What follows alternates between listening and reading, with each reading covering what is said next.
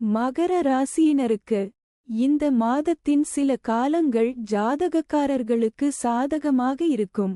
வெவ்வேறு சந்தர்ப்பங்களில் ஒருவர் கவனமாக இருக்க வேண்டும். ராசி அதிபதி 2ஆம் வீட்டிலும் வக்ர நிலையிலும் இருப்பதால் உடல் நலனில் அக்கறை எடுத்து சரியான கவனம் செலுத்துங்கள். அத்தகைய சூழ்நிலையில் சுக்கிரன் 8வது வீட்டில் இருப்பதன் மூலம் உங்கள் ஆரோக்கியத்தை கெடுக்க முடியும். எனவே இது குறித்து கவனமாக இருக்க வேண்டும். நேரம் மாணவர்களுக்கு மிகவும் சாதகமாக இருக்கும் மற்றும் அவர்கள் உங்களின் பணித்திறனை கொண்டு அவர்களின் திறனை ஆய்வு செய்யலாம். சொந்தங்கள் கடின உழைப்பில் தயங்காமல் வெற்றிக்கான சரியான முயற்சிகளை தொடர வேண்டும். காதல் உறவுகளுக்கு இந்த மாதம் நடுநிலையாக இருக்கும்.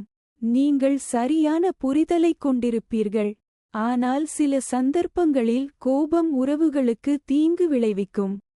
எனவே கவனமாக பேசுங்கள் மற்றும் ஒருவருக்கொருவர் அன்பான வார்த்தைகளின் ஓட்டத்தை வைத்திருங்கள்.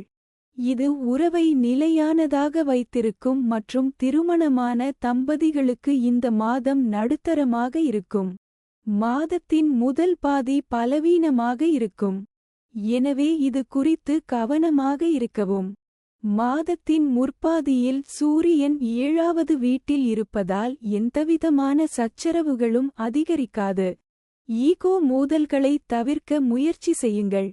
மாதத்தின் பிற்பகுதி ஜாதகக்காரர்களுக்கு சாதகமாக இருக்கும். தொழில் வாய்ப்புகளை பொறுத்தவரை வேலை சுயவிவரத்தில் ஏற்ற தாழ்வுகள் இருக்கும் மற்றும் மாதத்தின் கடைசி வாரத்தில் அது மேம்படும் மற்றும் நிலைமைகளில் முன்னேற்றம் இருக்கும்.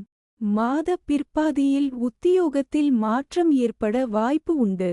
வணிக உலகில் மக்கள் அரசாங்கத்துறையால் ஆதாயமடைவார்கள் மற்றும் அரசாங்கத்துறையுடன் ஜாதகக்காரர்களின் கூட்டுறவு வணிக வெற்றியை ஏற்படுத்தும்.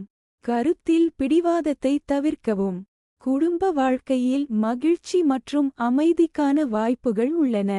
நல்ல நிதி வெற்றிக்கான வாய்ப்பு உள்ளது. ஆனால் செலவுகளுக்கான வாய்ப்புகள் உள்ளன. ஆனால் நல்ல நிதி வருமானம் உங்களை கவலைகளிலிருந்து விலக்கி வேலைகள் சீராக நடைபெறும். பரிகாரம்: ஸ்ரீ சனி சாலிசா தினசரி அடிப்படையில் உச்சரிக்கவும். For more updates, subscribe our channel.